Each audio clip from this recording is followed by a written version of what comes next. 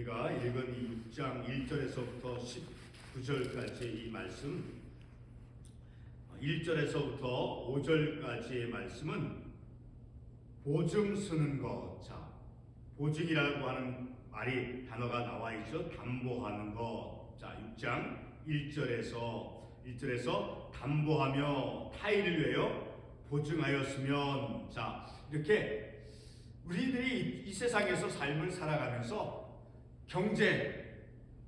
그런 경제 활동, 자, 우리의 물질과 관련된, 자, 그런 물질과 관련된 우리의 삶 속에서 어떤 다른 사람의 경제적인 도움을 필요로 할 때 내 스스로가 그 어떤 물질이 요구되어져서 내 힘으로는 부족한데, 자, 다른 사람의 도움을 필요로 하는, 자, 그런 상황이 전개되어졌을 때, 자, 우리는 이 경제 영역 속에서 우리가 어떤 물질을 얻기 위해서, 물질의 어떤 도움을 받기 위해서 우리가 어떤 태도를 취해야 되는가 하는 것을 분명하게 오늘 읽은 1절에서부터 5절에서 우리에게 말씀해 주고 있어요. 그래서 1절에서부터 5절까지는 보증에 관련된 것, 자, 그런 말씀을 우리에게 주시고, 그리고 6절에서부터 11절까지의 말씀에서는 이제 개미의 부지런함, 개미를 통해서 그 교훈을 받아야 된다라고 하는 그런 의미를 우리가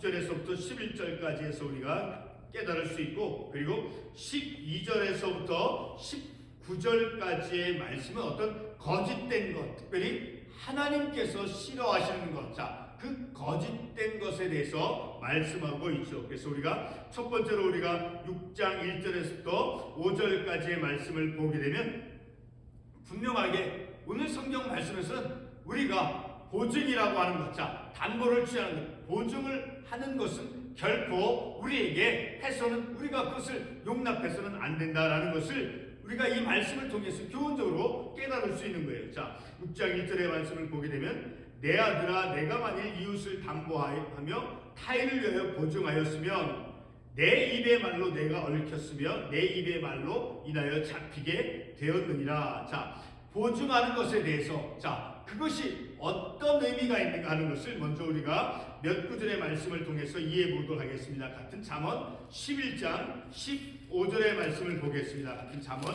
11장 15절의 말씀을 보게 되면, 잠언 11장 15절의 말씀, 타인을 위하여 보증이 되는 자는 손해를 당하여도 보증이 되기를 싫어하는 자는 평안하니라. 자, 타인을 위해서 내가 기꺼이 보증을 서주는 것, 자, 그것은 손해를 당하게 된다는 거예요.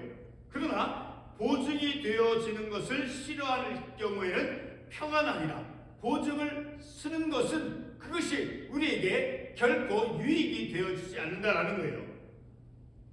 그러므로 보증이라고 하는 것은 성경 말씀에서 우리가, 자, 그것에 대해서 좀 더 냉정하게, 너무 우리가 자비로운, 자, 자비심을 다른 사람에게, 경제적으로 어려운 사람에게 너무 자비로운 마음, 그런 자비로운 마음 때문에 내가 내 냉정함을 잃으면, 그러니까 성경 말씀에서 교훈해주는 그 교훈들을 내가 잃어버리고 그것을 간과했을 때 우리에게 그 보증을 서는 사람에게 어떤 결과가 주어지는가 하는 것을 성경 말씀은 우리에게 말씀해주고 있다는 거예요.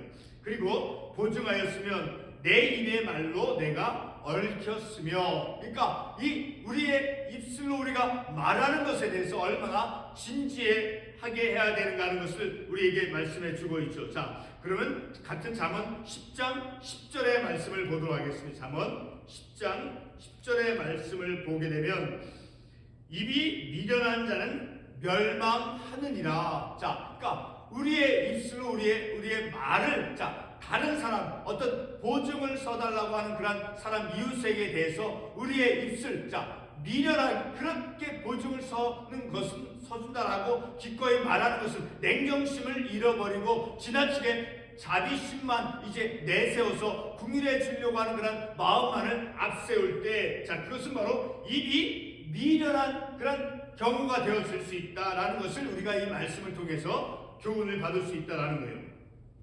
내 입의 말로 인하여 잡히게 되었느니라. 자, 우리 한 군데 더 말씀, 같은 잠언 17장 18절의 말씀을 보겠습니다. 잠언 17장 18절에서 어떻게 말씀하고 있습니까? 지혜 없는 자는 남의 손을 잡고 그의 이웃 앞에서 보증이 되느니라. 자, 보증 서는 것은 결코 그것은 우리가 그리스도인으로서 하나님의 말씀을 우리가 알고 하나님 말씀대로 삶을 살아가는 사람은 자, 그것을 결코 보증이 되어져서 안 된다는 거예요. 그의 이웃 지혜 없는 자는 남의 손을 잡고 그의 이웃 앞에서 보증이 되니라. 그러니까 지혜 없는 자의 행동이 되어진다는 거예요. 미련한 말을 하는 경우가 되어진다라는 보증을 쓴다라고 하는 것은 미련한 말을 행하는 경우가 되어지고 그리고 지혜 없는 자가 되어지는 경우가 되어진다라는 것을 우리가 말씀을 통해서 알 수 있게 되어질까. 보증 서는 것에 대해서 경고해 주고 있다니까. 냉정할 것을 우리에게 요구하고 있다라는 거예요. 근데 만약에 3절 이하에서부터 내 아들아 내가 내 이웃의 손에 빠졌은지 이같이 하라. 너는 가서 겸손히 내 이웃에게 간구하여 스스로 구원하되 만약에 그것을 보증을 섰을 때 어떻게 어떤 행동을 해야 할 것인가 하는 것을 3절에서부터 5절에서 말씀해 주고 있어요. 겸손히 가서 간구하라는 거예요. 겸손하게 가서 자기 어떤 상황을 얘기를 하라라는 거예요. 그리고 5절 말씀에서 보기엔 노루가 사냥꾼의 손에서 벗어나는 것 같이 노루가 사냥꾼의 손에서 벗어나는 것 같이 그리고 두 번째 경우로 새가 금을 치는 자의 손에서 벗어나는 것 같이 자 노루가 사냥하려고 하는 그 사냥꾼으로부터 벗어나는 것은 노루 스스로가 행하는 행위죠. 그리고 새가 그 금을 치는 자의 손에서 벗어나는 것도 새가 스스로 행하는 행동이죠. 그와 같이 노루와 같이 새와 같이 그 사냥꾼과 그물에서부터 스스로 벗어나라는 거예요. 스스로 가서 그 사람에게 상대에게 겸손하게 내 이웃에게 간구하여 스스로 구원하되 자 그런 지혜를 갖고 지혜로운 행동을 해야 할 것을 우리가 이 말씀을 통해서 깨닫는다라는 것이죠. 그리고 두 번째 큰 교훈은 이제 계미를 통해서 교훈을 받는 것이죠.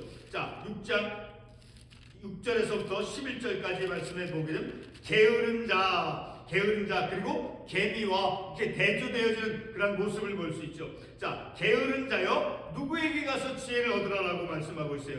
계미에게 가서 그가 하는 것을 보고 지혜를 얻으라라는 거예요. 자 근데 그 계미는 어떻게 지혜로운 행동을 하고 있습니까? 7절의 말씀을 보게 되면 계미는 두령도 없고 감독자도 없고 통치자도 없으되 그를 관찰하고 그를 지배하는 사람, 그를 감독하는 사람이 없어도 그들은 스스로가 먹을 것을 여름 동안에 예비하며 그래서 추수할 때 수확 기간에 먹을 것을 거두어 드린다라는 거예요.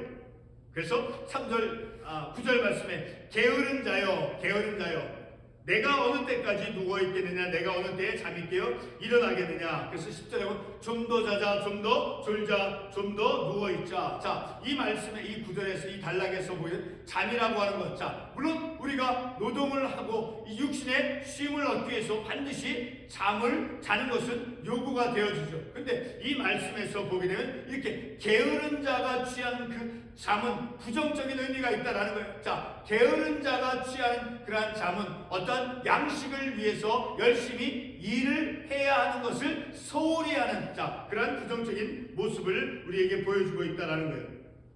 그래서 이 가난한 자는 게으른 자는 계미에 가서 교훈을 받아야 된다는 거예요. 그리고 11절 말씀에서 자 보게 되면 내 빈궁이 강도같이 오며 내 곤핍이 군사같이 이르라. 가난하고 궁핍함이 자 강도는 언제 만날 수 없죠. 언제 만나는지 알 수 없죠. 강도와 같이 우리가 알 수 없는 그때 그 강도로부터 습격을 당하는 것처럼 어려움을 당한다는 거예요. 그리고 곤핍이 궁색함이 가난함이 군사같이 군사가 얼마나 강한 힘을 가지고 있어요. 그렇죠? 군사의 힘이 강하죠. 자, 강도와 같이 언제 우리에게 그 가난함이 궁핍함이 그리고 언제 군사의 힘같이 우리를 압도하는 힘으로 그 궁핍함이 가난함이 우리에게 올지 모른다는 거예요. 게으른 자로서 삶을 살아갈 때 자 이렇게 개미의 그 어떤 부지런함 자 그런 개미의 부지런함을 통해서 우리의 삶이 어떻게 삶을 살아가야 되는가 하는 것을 경제적인 영역 속에서, 경제적인 삶 속에서 우리가 어떻게 삶을 살아가야 할 것인가를 이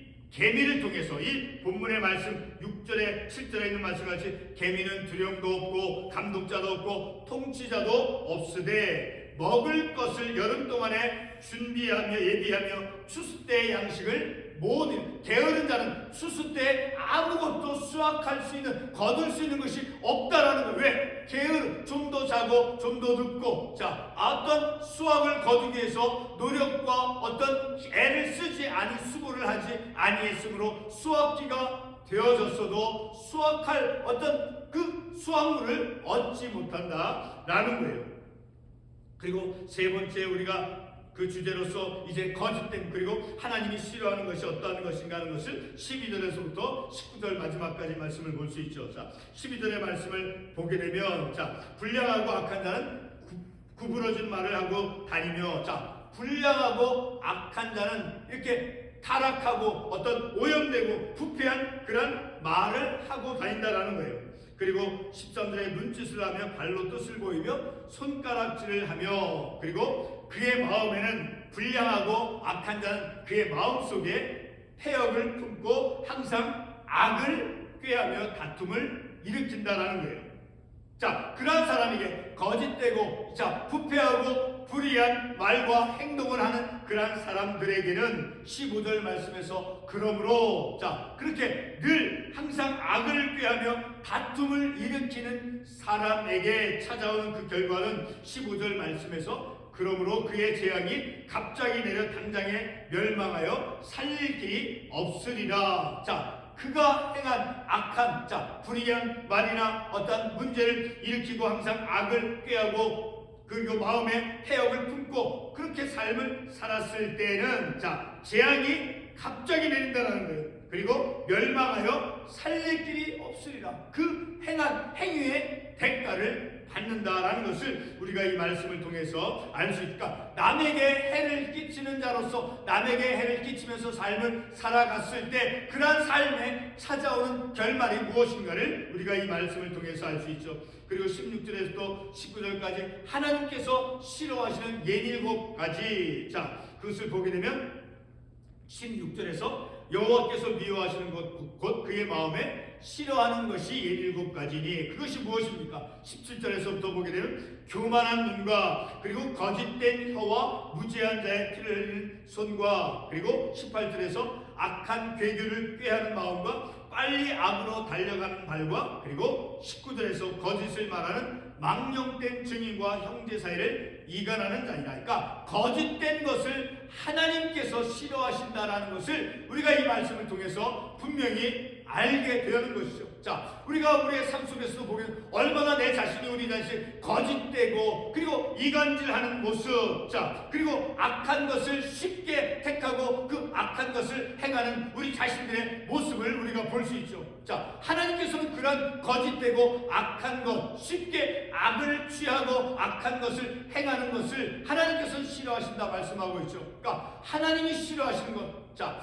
우리가 이 세상에서 삶을 살아가면서 자녀들이 부모가 가르치는 대로, 자, 부모가 학교에서 선생님이 가르쳐 주는 대로 삶을 살아갈 때 자녀나 학생이, 자, 바른 길로 갈 수 있는 것과 같이 하나님께서 우리에게 무엇을 원하시고 무엇을 기대하시고 우리가 해서는 안 될 것이 무엇인가를 우리가 이 말씀을 통해, 특별히 오늘 이 아침 시간에 이 잠언의 말씀을 통해서 하나님이 싫어하시는 것은 거짓된 것이다라는 거예요. 하나님께서 싫어하시는 것, 자, 그것을 우리의 날마다 우리의 삶 속에서, 그러니까 내 양심이 내 이성적인 어떤 판단이 바르게 작용하고 바르게 기능하기 위해서는 늘 하나님의 말씀으로 내 생각과 내 마음이 하나님의 말씀으로 충만해야 되는 거예요. 하나님의 말씀으로 늘 내 이성적인 어떤 판단, 내 어떤 양심적인 기능, 자, 그것이 올바르게 작용하고 있도록 하기 위해서 하나님의 말씀이 내 마음과 내 생각 속에 자리하고 있어야 된다는 거예요.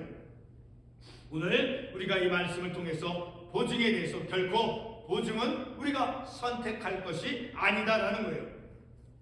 그리고 개인의 어떤 부지런함, 그리고 하나님께서 싫어하시는 것, 거짓된 것, 자, 그런 것을 우리가 말씀을 통해서 깨닫고 바로 우리의 삶 속에서 자, 얼마나 이 말씀이 고대 이스라엘 사회 속에서 얼마나 오래전에 이 하나님 말씀이 우리의 인간의 경제적인 삶 속에서 이 보증의 문제, 현대에서 만들어진 문제가 아니죠. 자, 얼마나 이렇게 성경은 우리에게 우리의 믿음의 삶, 어떤 경제적인 영역 속에서도 바른 삶을 살아갈 수 있도록 이렇게 우리에게 교훈과 가르침을 주는 것을 볼 때 참으로 하나님의 말씀은 얼마나 완전하고 하나님의 말씀은 우리의 삶을 온전하게 하는데 부족함이 없는 하나님의 말씀이에요. 그 하나님의 말씀을 붙잡고 우리가 삶을 살아갈 때 우리 이 땅 가운데서 참으로 자신 있고 당당하게 바르게 믿음의 삶을 살아갈 수 있는 것이죠. 기도하겠습니다.